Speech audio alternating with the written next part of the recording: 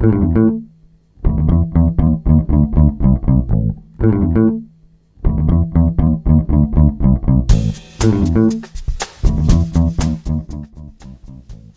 to Rob's Feed Today. This is episode number 43, and I'm Rob Shendel. Can you believe it almost happened in Times Square last weekend? Wow, that kind of hits home to me because I've spent a few Saturday nights right there in Times Square, and it kind of bothers me. Fortunately, though, the man didn't know how to make a bomb. I wouldn't know how to make a bomb, and I applaud all the police who were involved in apprehending this guy. But what really concerns me is the man who, had it not been for the wisdom of the millions of people who voted for Barack Obama, might have been President of the United States. And he must want to let this guy off or something. He's publicly saying, I hope they don't read him his Miranda rights. And when I'm told that they had, is, well, that was a mistake. Why is that a mistake, Mr. McCain? That's nuts. He's a citizen of the United States. He gets that right by virtue of that fact. Just imagine now, if we failed to let him read him those rights, he would have been thrown out of court. His prosecution would have been thrown out of court on a technicality. Jesus, makes you wonder if John McCain isn't on the side of the terrorists sometimes. Of course, I know better, but Hank. I know. He's been spending too much time with Sarah Palin. Ooh. But, I really do love New York. And New York is one place where you can go and you'll see references to it, to where you've been, over and over again, being on television. But another one of the most really hit home in a sorry, tragic way was the fact. Here's the situation. It was a while back ago, and you'll realize that when I tell you the story. It was a while back ago. My lover at the time and I were visiting my brother and his wife, who lived in Manhattan at the time. And they hosted us. But that's about all. We really didn't spend any time. We just explored New York, and we trashed around the leather bars and everything else in New York. We went to Broadway musical, Broadway play every single night. Sometimes we saw two the same day. And then it was come time to us to leave. Well, we should show our appreciation to our hosts for all this, because they actually, real estate in New York, in Manhattan, is tiny, and they had a tiny little apartment. And they actually gave up their bed for us to sleep in while we were there. And they slept in sleeping bags on the floor in the living room. And I'll never forget that. So as I said, we wanted to show our appreciation for that. So we took them to Sunday brunch at a little place called the Windows to the World, or Windows on the World. Well, that was the top of the World Trade Center. And I'll know what happened there. And it's really it's kind of eerie when you realize you were there. You had been there, I had been there. And it all came tumbling down on September 11, 2001. So it's not a good feeling. It's a lot better to see someplace you've been on Law and Order, or a Seinfeld rerun, or Saturday Night Live, but not on the news. As I filmed this, it is Wednesday, the 5th of May.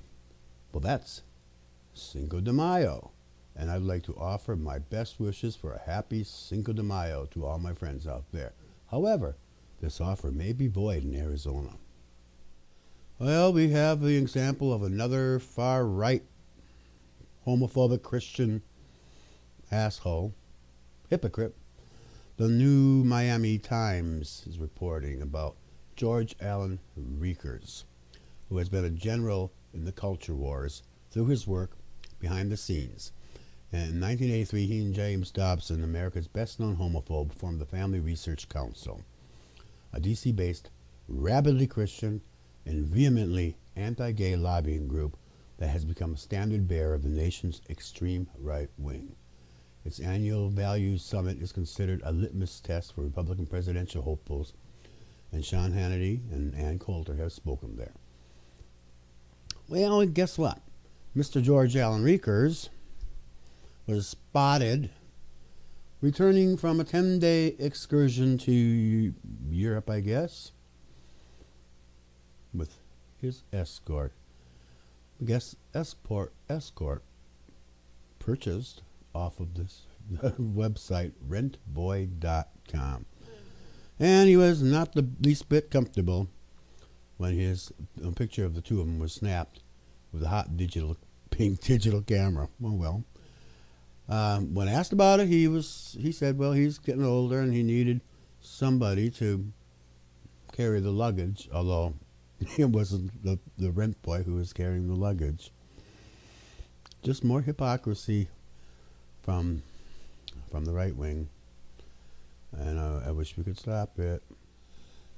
And then on last night's Countdown with Keith Olbermann, there was a story about a young black man. The only reason I'm saying his race is because it is relevant, who was also a male escort, and he's on trial for his life, also in Florida, for murdering.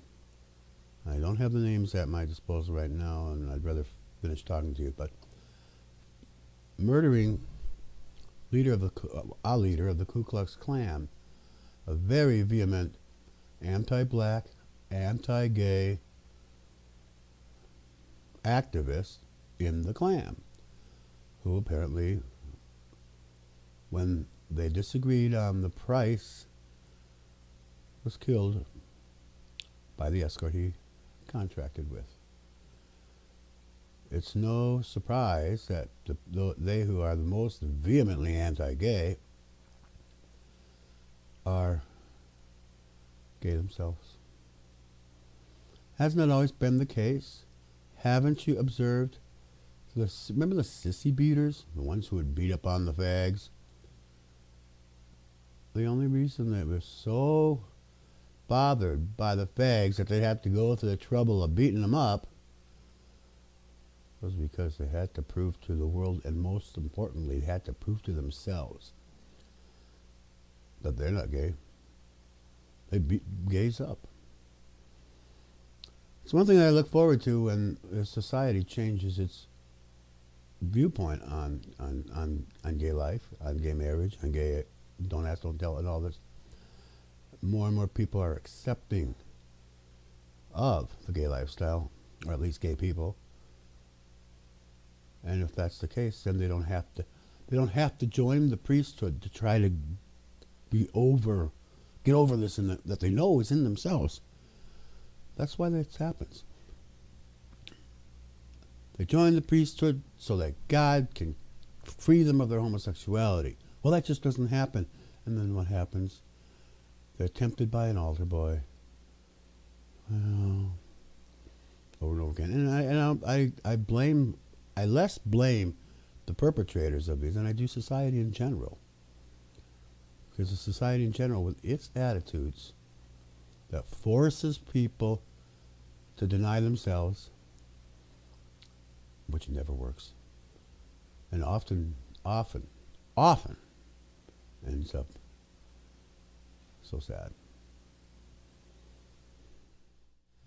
So, now that I've spilled my heart out to you on that issue, it's a very important issue to me, but I'll just say, well, I'm Rob Schendel, and that's all I'm going to say.